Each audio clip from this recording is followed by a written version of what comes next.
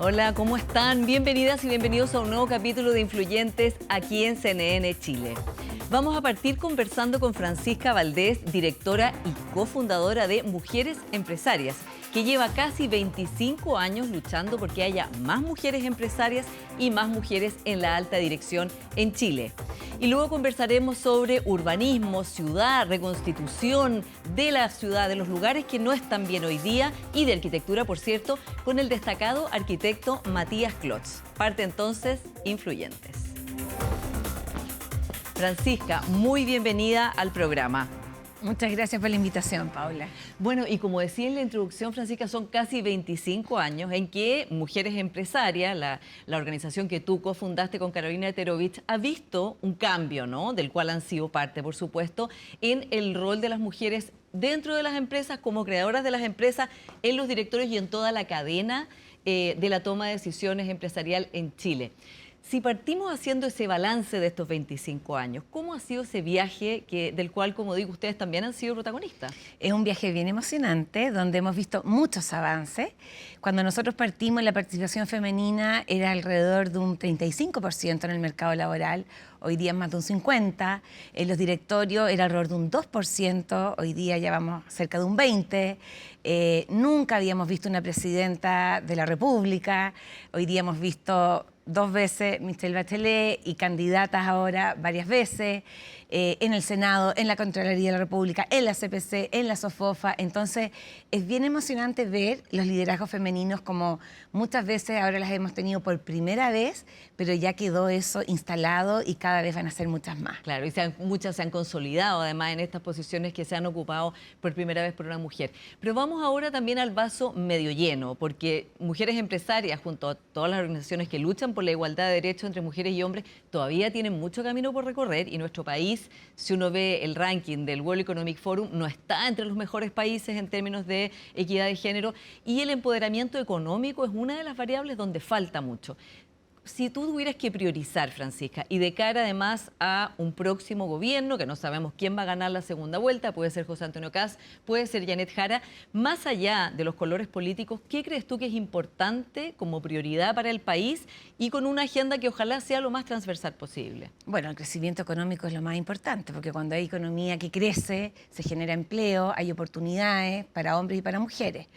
Una vez que está eso, hay ciertas brechas que todavía tenemos las mujeres para acceder al trabajo o a la creación de nuevos negocios.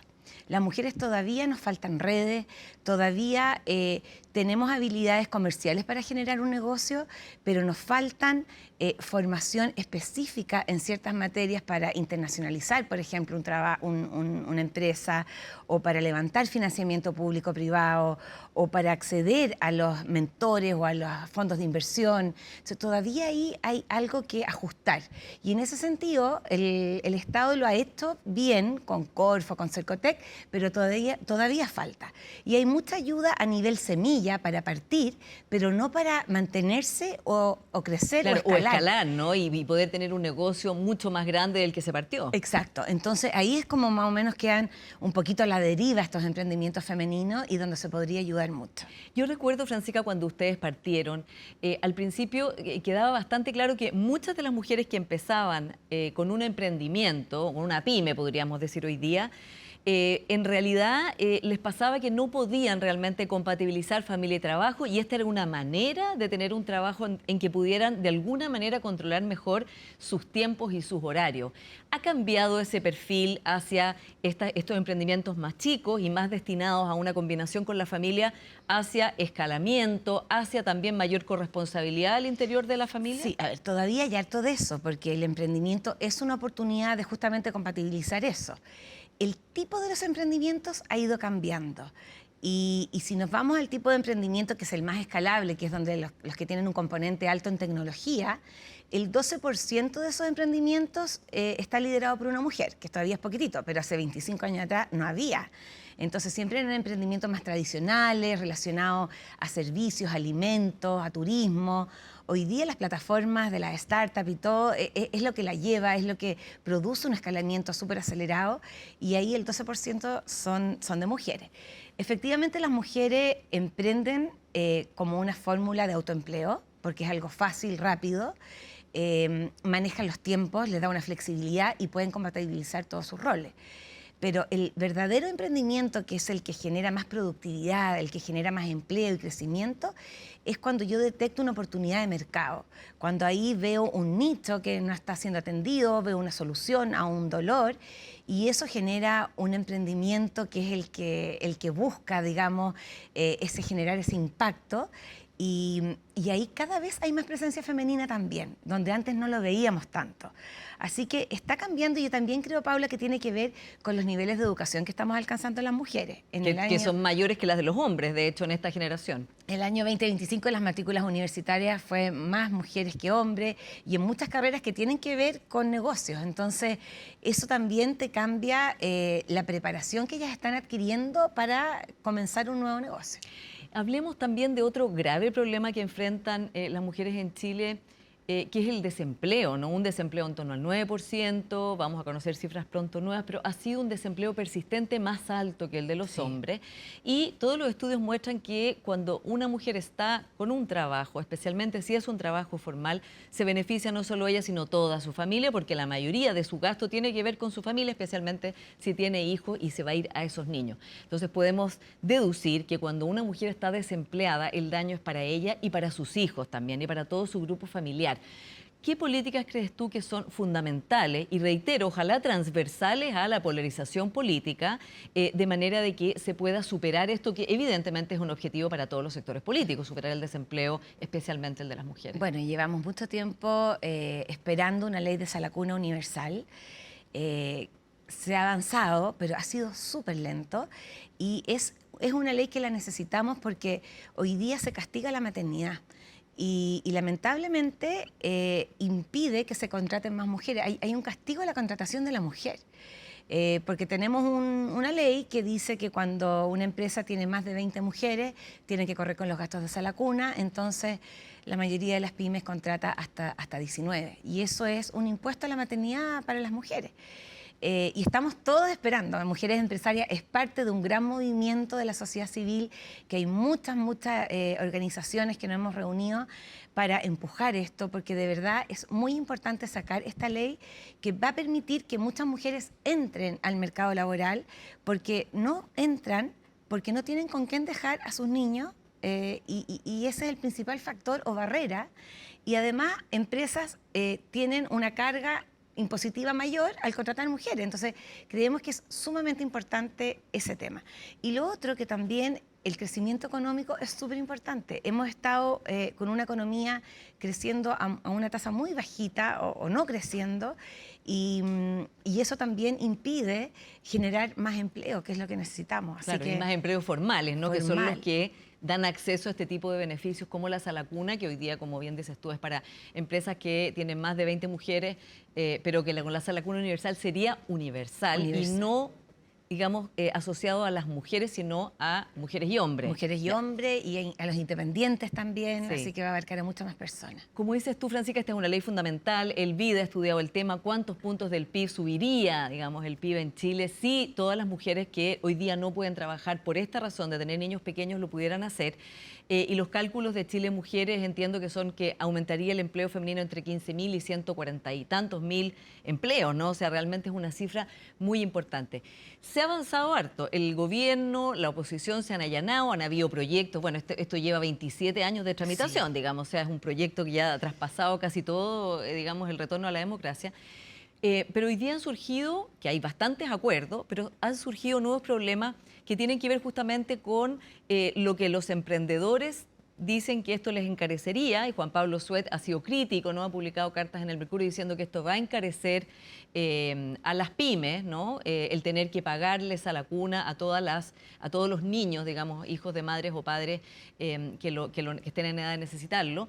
Algo que Francisca Yuniman ha rebatido. ¿Cómo ves tú esto, que es un conflicto entre no ponerle trabas al emprendimiento, que es uno de los objetivos de usted, pero a la vez también permitir que, sobre todo las mujeres, que son las que se llevan en sus hombros el trabajo de cuidado, puedan realmente trabajar tranquilas, dejando a sus hijos en una Sí, sala cuna y ¿sabes lo que jardín. pasa? Que esto es tan importante porque somos uno de los países con la menor tasa de natalidad, la población se está envejeciendo, los niños son de hombres y de mujeres, y esto se le está, digamos, cargando solo a las mujeres. Entonces aquí también hay un tema como bien de responsabilidad de la sociedad completa.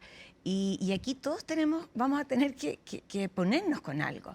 Es verdad que no existe la ley perfecta, pero por algo hay que empezar. Y así como salió la ley Carín y montones de leyes que están subiéndole el estándar al mercado laboral en Chile, las pymes vamos a tener que ayudar porque esto es un tema de sociedad que tenemos que ser responsables de que más mujeres entren al mercado laboral, porque si no, vamos a quedarnos al final sin familia.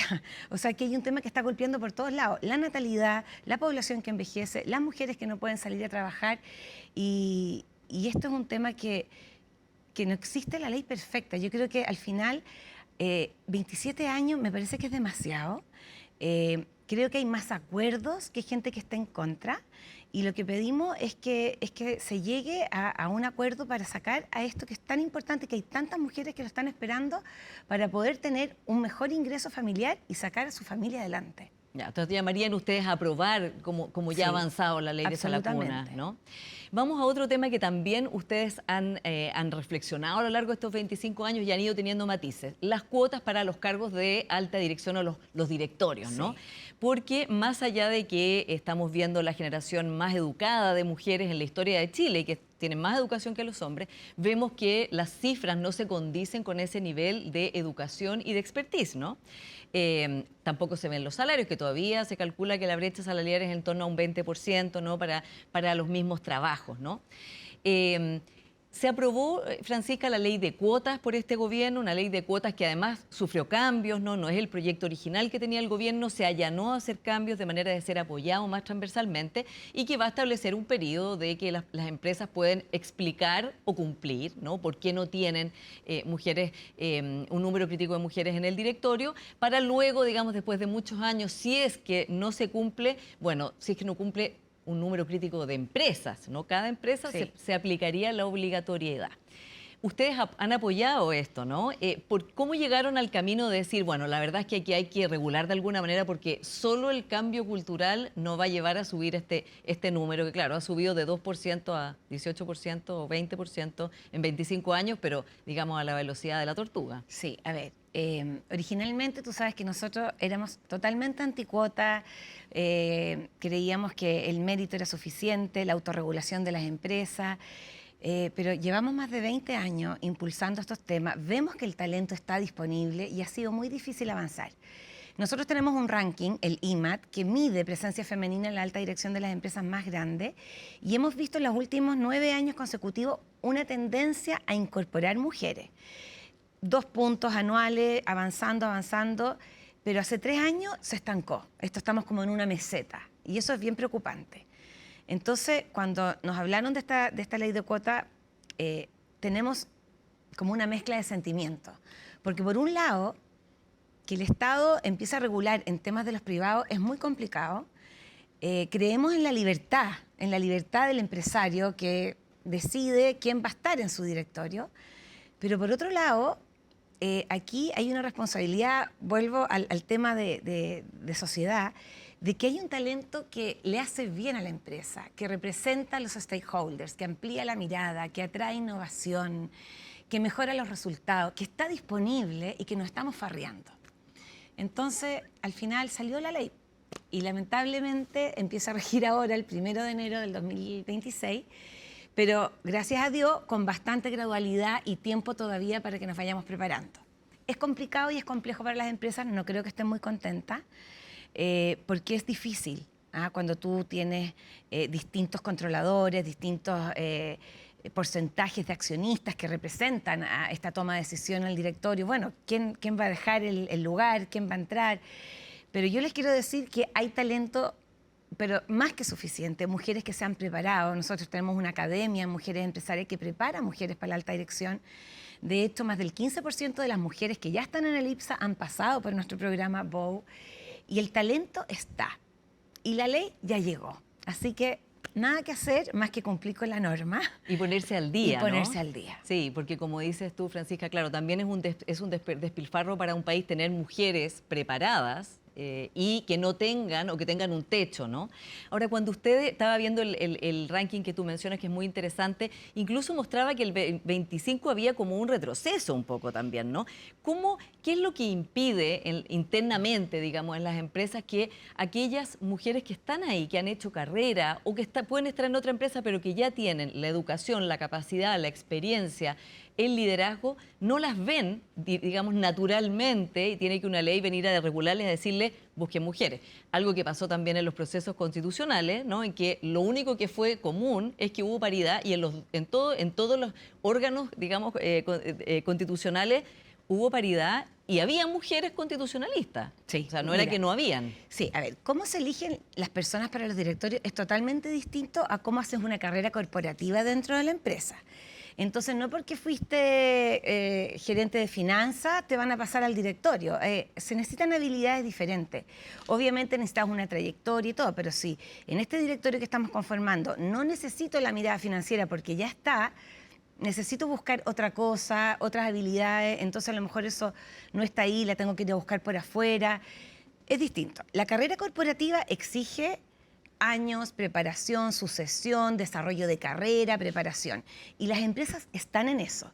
Están preocupadas de ser marca empleadora, la gente joven está eligiendo dónde irse a trabajar.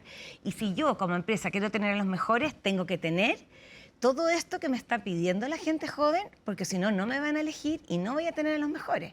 La gente joven quiere flexibilidad, quiere desarrollo de carrera, quiere formación continua, quiere saber qué desafíos le van a tener y qué, sobre todo también quieren las mujeres jóvenes saber qué apoyo van a tener ellas cuando se enfrenten a la maternidad, cuando se enfrenten a las distintas dificultades que hay a lo largo de la vida para que ellas puedan seguir estando vigentes en la carrera profesional. Y eso se gestiona, eso no ocurre naturalmente. Y las empresas que ranquean en los puntajes más altos lo están gestionando, lo están haciendo y hay un avance. Y generalmente son las multinacionales que tienen esto en el ADN. Claro, y tienen políticas globales, ¿no? Globales, y vienen hace muchos años, y esto lo ven como parte de la estrategia, y asignan recursos, mediciones, evalúan, y lo tienen súper asimilado. Las otras son las empresas más grandes, que los inversionistas ya se lo están exigiendo por criterios ESG. Entonces, si no lo tienes, yo no voy a hacer negocios contigo. Entonces, la empresa grande dice, chuta, voy a tener que ponerme al día en esto porque si no, voy a perder competitividad. Y pasa mucho con las mineras, con la construcción. Eso está también influyendo por el tema de los inversionistas. Y lo otro son las empresas públicas que ya están hace rato con el tema de cuotas o metas, en las empresas CEP, que es ley, y que viene hace rato funcionando. Pero en el tema de los directorios, cómo se eligen los directorios, es más difícil. En Chile todavía la conformación de algunas empresas son empresas familiares. Y si la familia tiene puros hijos hombres o preparó solo a sus hijos hombres, no hay sucesión. Entonces es complicado y eso requiere más tiempo, requiere un cambio cultural, requiere cambiar la forma como yo voy a constituir o a dejar este legado de las empresas familiares. Pero la Asociación de Empresas Familiares también está preocupada de estos temas y están tomando ciertas políticas de crear una conciencia mayor de que estos temas son importantes, de que las mujeres en la familia también tienen que hacer su aporte, de que ellas también se pueden preparar y que es una responsabilidad al final de todos, de los hermanos, de las hermanas, de poder aportar a esas empresas. Francisca, justamente esta ley que claro, el gobierno se allanó, la subsecretaria Petersen a hacer los cambios, finalmente fue bien transversal, fue bastante apoyada. Se calcula, no recuerdo exactamente el número, que se necesitan muchas más mujeres directoras para llenar todos los cupos nuevos que se van a abrir para ellas. Ustedes, como tú comentabas, tienen un programa para desarrollar el liderazgo de directoras, bueno, y también se pueden tomar cursos sobre esto, pero con el conocimiento que tienes, que entiendo que ustedes además ya han hecho coaching y cursos a 20.000 mujeres en 25 años, o sea, tienes un conocimiento completo del talento que hay. ¿tienes la convicción completa de que hay esas mujeres suficientes para llenar esos cargos? Absolutamente, en todas las industrias, en todas las áreas, realmente y cada vez más. Las mujeres están tomando posgrado, postítulo, afuera, o sea, realmente hay mucha preparación. Y además, tampoco hay que exigir tanto si los hombres tampoco han sido tan preparados. Claro. Entonces, cuando uno ve los directores de empresas que hay, yo te diría que si uno compara, mujeres tenemos igual o mejores. O sea, tampoco hay que ponerse tan exigente Claro. cuando uno empieza a hablar de las mujeres. Claro. Hay Y son mujeres- hombres que además han competido sin la mitad de la población compitiendo para esos cupos en el directorio. Sí, y yo creo que las mujeres que están teniendo estos cargos hoy día lo están haciendo muy bien y los hombres están muy contentos de descubrir que juntos cambia la dinámica, se abren otras oportunidades, se abren a otros temas. Realmente ellos también están disfrutando de esta nueva dinámica de trabajar juntos hombres y mujeres. Es mucho más entretenido. Como yo te decía, se atraen más innovación y mejora la cultura también de las empresas, donde cada vez hay más hombres y mujeres que necesitan trabajar, porque hoy día el doble ingreso es necesario, vivir es más caro y es necesario y es muy importante.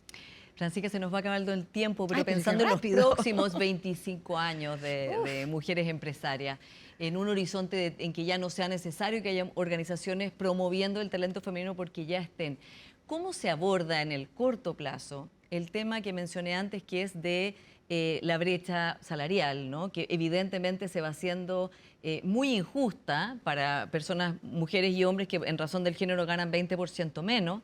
Está estudiado además que con el nacimiento del primer hijo empieza esta multa por hijo de no solo ascender menos, sino ganar menos. Y es algo que la generación joven no está dispuesta a aceptar como naturalizado. ¿Cómo ves esa dimensión junto también con la dimensión de que realmente las mujeres puedan emprender en sectores que hoy día no están emprendiendo, que son todos los sectores tecnológicos, donde hay mayor emprendimiento masculino, pero sabemos que allí donde hay hoy día mucho dinero y mucha influencia y muchas posibilidades de futuro? A ver, el tema de que la gente joven esté postergando la maternidad, creo que me siento súper responsable yo y nuestra generación del mundo que le estamos mostrando. Creo que es algo muy triste y yo admiro mucho a la empresa porque creo que es el lugar más eficiente y más espectacular de transformación social, que donde se hace muy bien, donde la gente entra y sale transformada para bien. Entonces creo que es ahí donde tenemos una responsabilidad muy grande de crear ambientes donde se acoja la maternidad como algo precioso que tenemos que cuidar entre todos. Y ahí la empresa, Y entre hombres y mujeres. Entre hombres y mujeres. Y ahí la empresa es un lugar común donde tenemos que cuidar ese espacio precioso. Y el tema de los emprendimientos así más espectaculares y transformadores, yo cada vez estoy viendo más mujeres en inteligencia artificial, liderando empresas que son unicornios. Dime tú, Toku, la Cristina que está en México levantando millones de dólares. Y eso es ejemplo e inspiración para las más jóvenes. Entonces ya no es tan raro y cada vez va a haber más. Las niñitas están mirando esto, las niñitas más jóvenes, y se van a inspirar en eso y cada día va a ser más natural. Pero como no vamos a existir en 25 años más como organización que estamos haciendo hasta ahora, quizás lo que vamos a necesitar es mostrar cada vez más estos casos de éxito, tener más mentores y sponsors que abran puertas, que ayuden para que cueste cada vez menos llegar a tener un unicornio liderado por una mujer o a poder tener hijos y que no sea tema trabajar y hacer familia. Claro, y avanzar, no siempre avanzar en legarle a la nueva generación más derechos que los que uno recibió de la generación anterior. Francisca Valdés, muchas gracias por esta conversación. Ay, gracias a ti, Paula, se me pasó volando. Te felicito por tu programa. Muchas gracias. Espérennos, vamos a una pequeña pausa y ya seguimos con más influyentes. Viene Matías Klotz. Espérennos.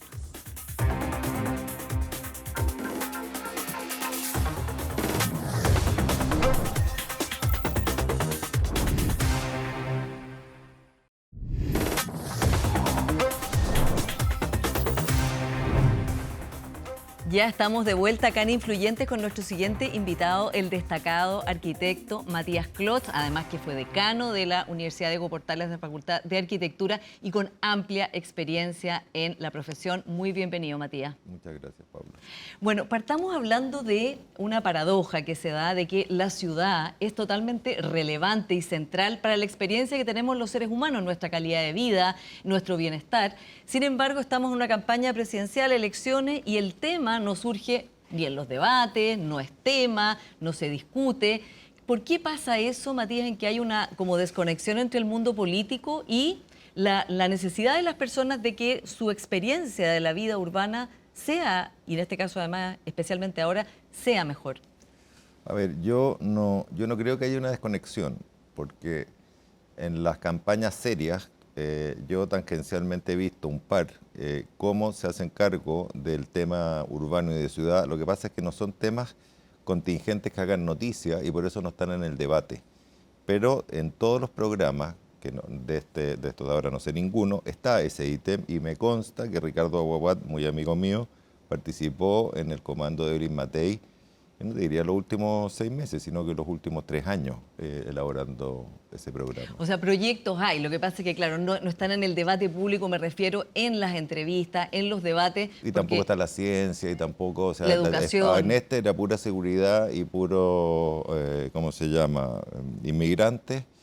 Y probablemente en la campaña anterior, yo no me acuerdo cuáles han sido los temas, pero siempre hay como unos temas que son los temas que se les da como caja literalmente por la prensa, y el tema de la ciudad no ha sido el tema, afortunadamente, quiere decir que nuestras ciudades no son tan malas, porque si fuera tema y fuera urgente sería bastante preocupante. Ahora, Matías, un tema que sí es urgente y sí está en la, digamos, en la retina de las personas es lo que ha pasado con ciudades, lo que ha pasado con Valparaíso, lo que pasa con Santiago, en que no se ha terminado de reconstituir o reconstruir o arreglar todo aquello que, por ejemplo, durante el estallido social se deterioró, ¿no? Es un tema del cual tú has hablado con mucha crítica.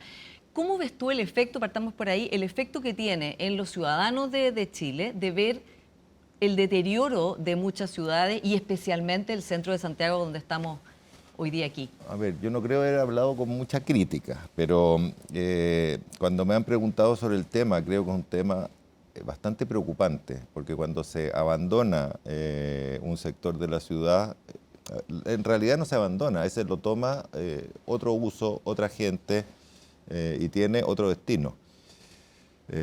Es por eso que es importantísimo y relevante recuperarlos. Ahora, desde que fue el estallido, en que se perdieron, por ejemplo en Santiago, una parte importante del centro, en Valparaíso, ni hablar, las acciones para recuperarlos, no ha habido un plan de recuperación.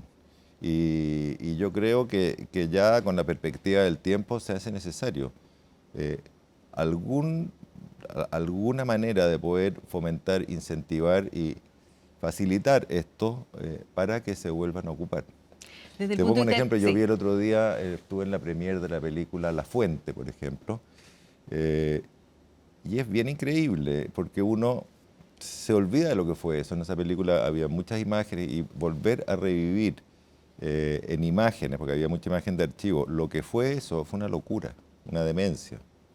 Eso fue lo que me refiero, que había sido muy crítico con lo que había pasado en el estallido. Muy crítico con lo que había pasado, sí. En especial, digamos, lo que había pasado con la ciudad. La destrucción del centro de nuestras ciudades, sistemática y organizada, o sea, no es casual. Ahora, Matías, el hecho que ya han pasado 6 años y todavía, como dices tú, no se ve esta reconstitución o reconstrucción total, ¿a qué se puede deber? Porque han pasado distintas autoridades, distintos alcaldes, ha habido cambios de gobierno, o sea, al parecer es muy difícil hacerlo, ¿o tú crees que es una falta de voluntad? Yo creo que a la fecha ha sido falta de voluntad de entender bien el problema y poner los incentivos correctos. Yo no creo que sea imposible.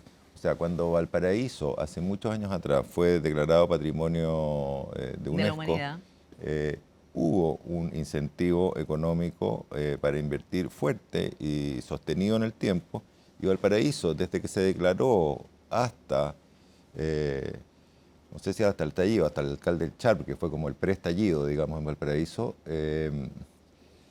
fue una ciudad que todos nosotros vimos cómo fue pasito a pasito, quizás no a la velocidad que nos hubiera gustado, mejorando. Bueno, y funciona.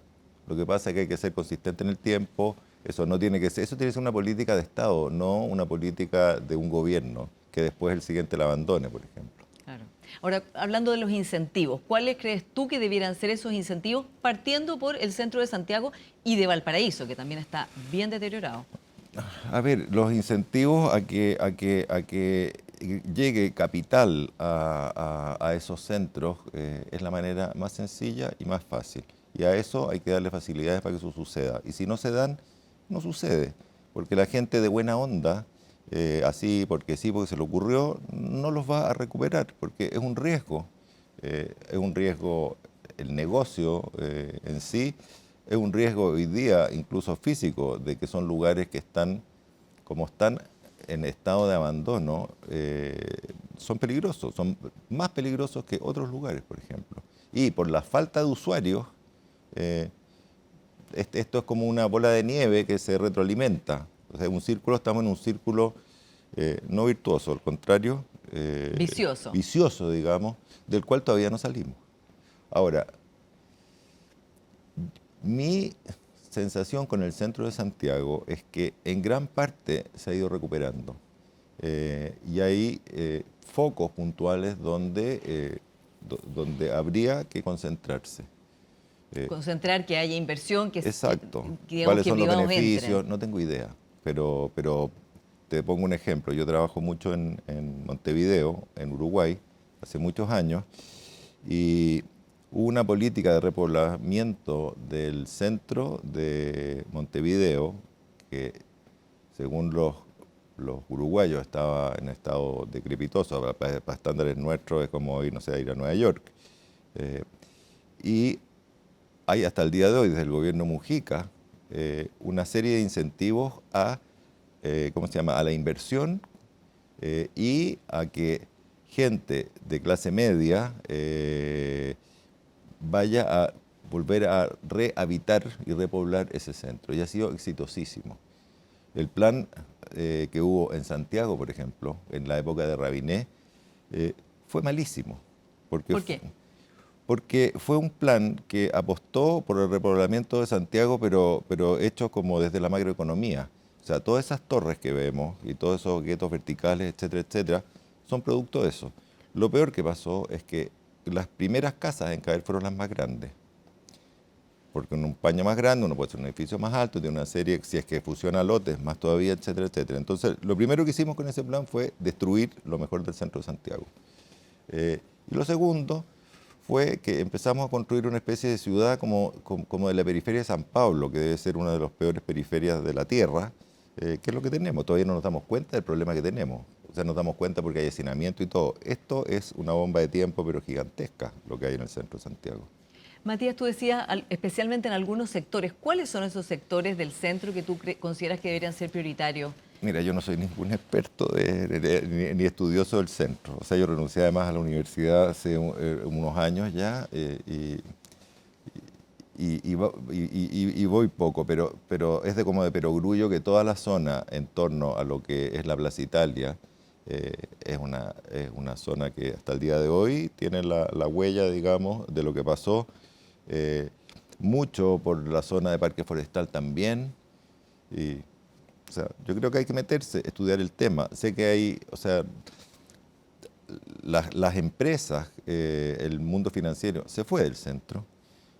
Hay que pensar qué hacer con todo ese stock que hay, que es de edificios además magníficos, que podrían redestinarse a nuevos usos. O sea, esta crisis tiene una cosa buenísima, es una oportunidad gigantesca para transformar el centro de Santiago, el centro de Valparaíso, no sé la situación de Concepción, pero quizás tiene cosas similares, de volver a pensarlo y volver a darles vida.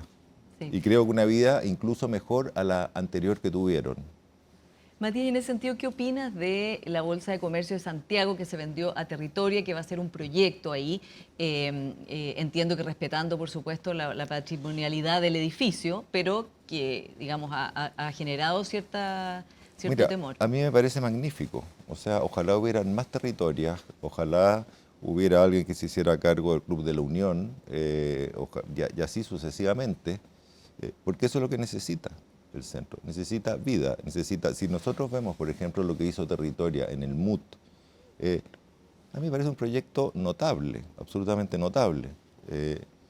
Si logramos hacer cosas así en el centro de Santiago, va a ser magnífico. Edificios multiuso que mezclan comercio con oficina, con vivienda, con hotelería, eso es lo que necesitamos. Sí, y que digamos, ha tenido un efecto muy interesante en el Metro Tobalaba, donde se emplaza el MUT, ¿no? Claro, y uno puede ir al Costanera Center y puede ir al otro y puede sacar sus conclusiones, donde la experiencia, así muy de moda el tema de la experiencia de ir a uno y de ir al otro es como ir a dos planetas distintos. Eres bien crítico tú, de hecho, del Costanera Center. O sea, me parece realmente un centro comercial hostil. No sé si es que alguien lo encontrará muy acogedor, probablemente haya también. Ahora, volviendo al centro, tú decías, bueno, hay que tratar de que la gente no se vaya en primer lugar y que más gente vuelva. ¿Cómo se enfrenta eso, Matías, cuando hay un cierto prejuicio en algunas personas de que ya no van al centro desde el estallido y digamos, más aún después de la pandemia, con lo cual es un efecto, un círculo vicioso porque menos gente va, entonces por lo tanto se llena más de comercio ilegal, los lugares que están ahí ya no tienen público o tienen mayor dificultad de tenerlo? ¿Cómo es la manera de enfrentar? Porque el tema de fondo ahí también tiene que ver con la delincuencia, con el riesgo, ¿no? Con el comercio ilegal, con otros temas, pero que afectan evidentemente la vida en la ciudad. ¿Cómo enfrentar todo al mismo tiempo también, ¿no? Para que la gente no abandone estos lugares que son... O para que vuelva. Sí. Bueno, a ver, haciéndolo de Pichintunes no funciona. Por eso que a mí el tema de la Bolsa de Comercio me parece tan interesante, porque una operación de esa escala sí tiene impacto. Si estuviéramos hablando de ir arreglando de localcitos, nos demoraríamos probablemente 20 años. Nosotros podríamos revertir esto, no sé, de aquí a 5 años podríamos realmente tener otra ciudad, nueva, fresca y renacida, digamos, de una cosa que fue complicada para todo el mundo. Ahora, la ciudad que había antes de esto ya estaba en crisis, el centro de Santiago. ¿Por qué? Porque el centro de Santiago se había ido desplazando, digamos, su digamos, origen. El centro financiero y de decisiones y de cosas de la ciudad se fue desplazando hacia el oriente. Está en el Golfo hoy día, no está en el centro de Santiago. Y ya ese debió ser el momento para empezar a pensar y darse cuenta y prender la luz amarilla de que aquí algo estaba pasando. Claro. Y el estallido fue como el tiro de gracia.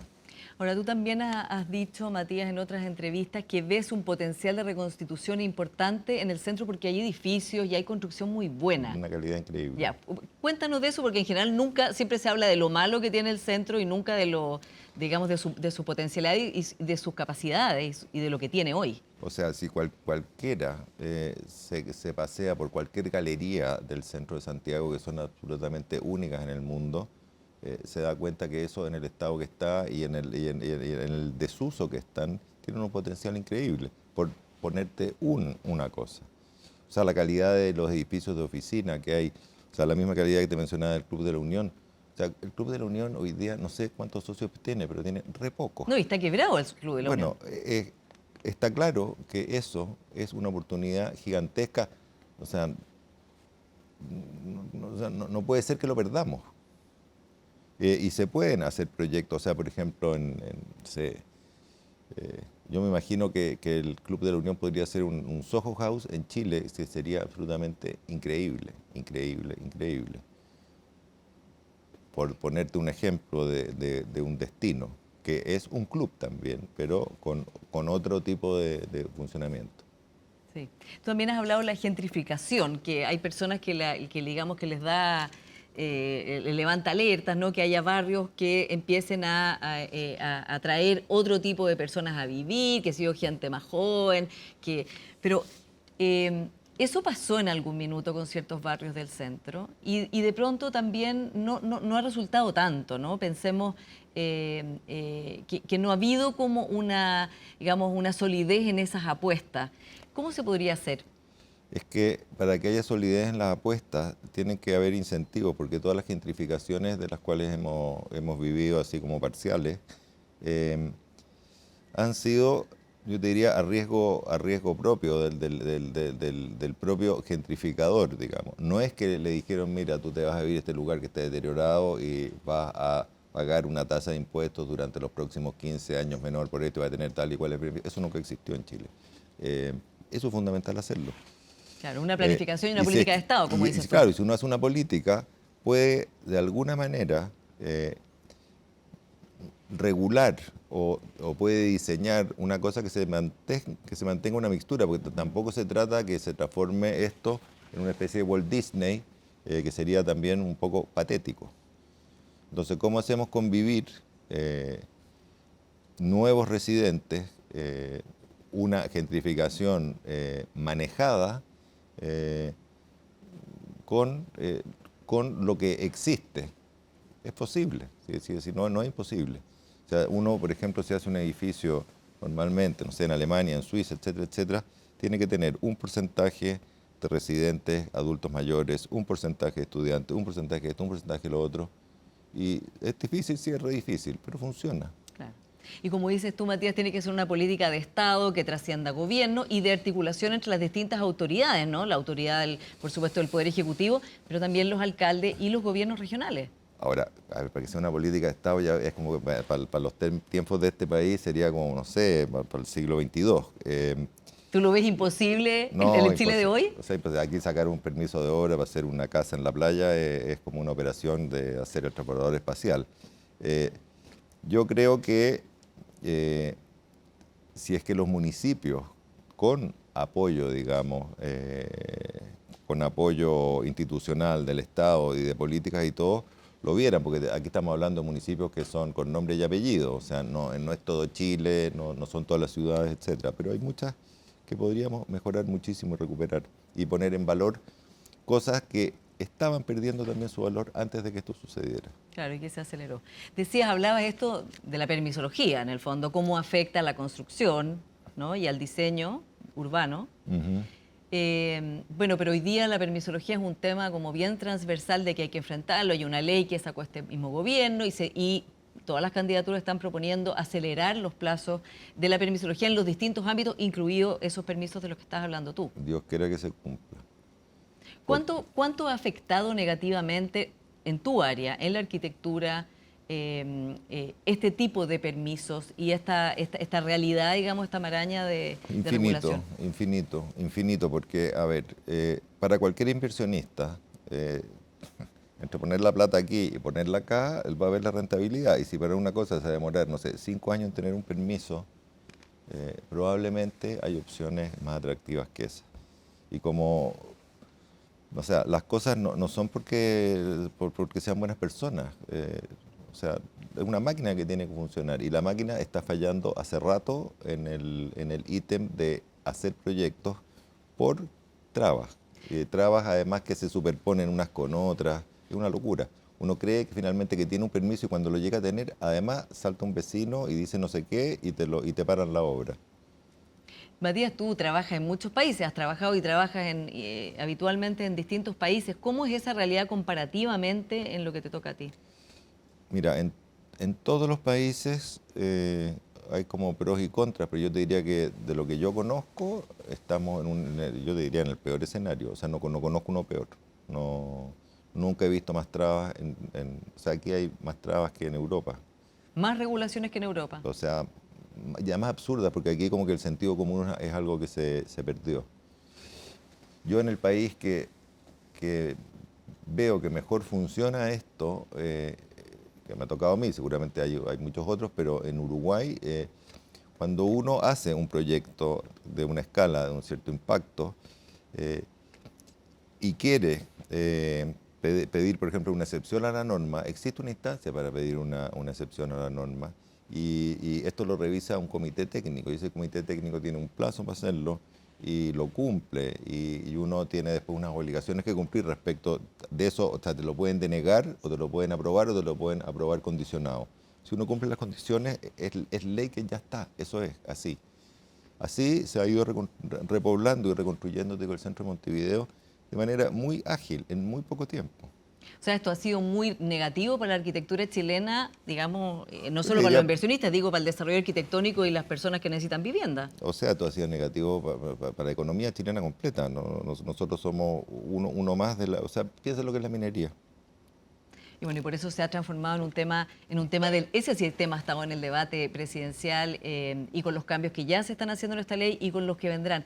Matías, se nos está acabando el tiempo, pero en toda tu trayectoria, que tienes una trayectoria muy robusta, muy sólida, has sido muy premiado.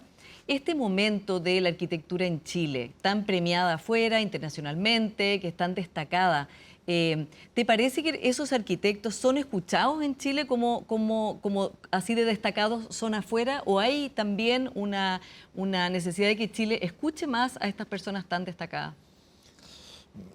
No sé si hay una necesidad, pero que son escuchados. O sea, no estaría aquí si no fueran escuchados, por ejemplo. Hay un interés. Yo soy muy optimista de lo que sucede y lo que ha pasado en estos años. O sea, desde que yo era estudiante a lo que sucede ahora, nuestro escenario profesional ha cambiado muchísimo, se ha valorado muchísimo. Yo creo que se escucha muchísimo y se difunde muchísimo. Antes no existía. Han abierto además un camino. Me refería más bien a la política pública, más que a los medios de comunicación, en que claro, hay muchos medios de arquitectura y además han obtenido muchos reconocimientos afuera, han tenido visibilidad y también acá adentro. Pero me refiero a ser escuchados en el sentido de todo lo que estamos hablando acá, de que la ciudad sea importante, de que también en el combate al crimen organizado, a que las personas vuelvan a tomar el espacio público. Bueno, la arquitectura tiene mucho que decir, el urbanismo, ¿no? No sé, que la arquitectura tenga que ver en el combate al crimen organizado, no No, en tengo tener tan claro, espacios, por pero- ejemplo, en recuperar espacios públicos. Sí. Sí, por supuesto. Pero, a ver, mirado con una perspectiva de más tiempo, si nosotros miramos lo que eran nuestras ciudades en los años 90, que no es hace tanto tiempo atrás, y miramos lo que son ahora, yo te diría que en general todas las ciudades de Chile, desde mi punto de vista, han mejorado. Todas. ¿Incluido Valparaíso, por ejemplo? Incluido Valparaíso. Lo que pasa es que, bueno, Valparaíso tuvo un bajón, venía mejorando. Lo que pasa es que Valparaíso es un caso especial, porque como te digo, tuvo como un estallido anterior que duró años. Entonces, es una excepción dolorosa, porque es probablemente la ciudad, a mi gusto, más linda de este país, más importante, donde llegaron todos los inmigrantes. O sea, no se merece el maltrato que le han dado. Y que le han dado las autoridades, que eso es lo insólito de la historia. Pero si nosotros vemos, por ejemplo, Santiago, los parques que existían en esta ciudad, si vemos, por ejemplo, nosotros por cuántos años nos fuimos por la orilla del río Mapocho por una especie de, no sé, era un basural. Ahora hay un parque que va desde la estación Mapocho hasta que uno llega al aeropuerto, por ejemplo. Ese es un cambio cuántico en esta ciudad. O sea, ese proyecto, yo creo que es un proyecto del cual se habla muy poco y va a tener un efecto. No es nada más que cuando uno vaya manejando se ve más bonito la ciudad. Imagínate lo que es tener esa cosa a todo lo largo de la ciudad y que después se junta con el forestal y después sigue hacia arriba con el parque que va al lado del Mapocho, después sigue más arriba hasta el Bicentenario. Es una cosa increíble. Eso nos parecía impensable a nosotros hace no muchos años atrás y ahí está. Y así hay muchos otros. Sí. Hay optimismo, Matías, en lo que puede venir. Yo tengo total optimismo. Veremos entonces qué pasa en los siguientes años. Matías Klotz, muchas gracias por esta conversación. Gracias a ti. Y a ustedes, como siempre, muchas gracias por su sintonía y nos encontramos la próxima semana.